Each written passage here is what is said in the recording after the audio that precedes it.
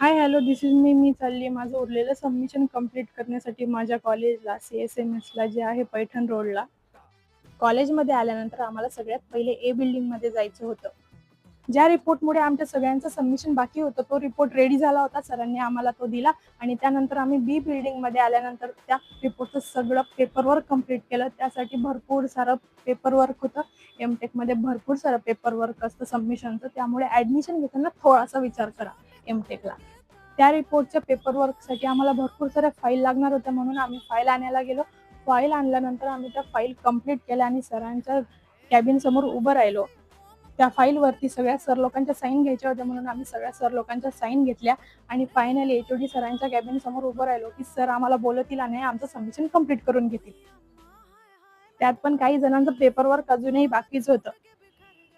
सगळ्यांचं paperwork complete झाल्यानंतर आम्ही HOD सरांच्या कॅबिनमध्ये गेलो. सर आम्हाला साईन देणार तेवढ्यात एक सर आले युनिव्हर्सिटीकडून आणि ते बोलले की तुमचा प्लॅगरिझम रिपोर्टचा पर्सेंटेज खूप जास्त आहे, तो कमी करावा लागेल, नाही तर तुम्ही इलिजिबल होणार नाही.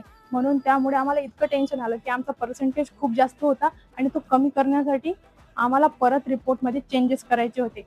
म्हणून आज सुद्धा आमचं सबमिशन झालं.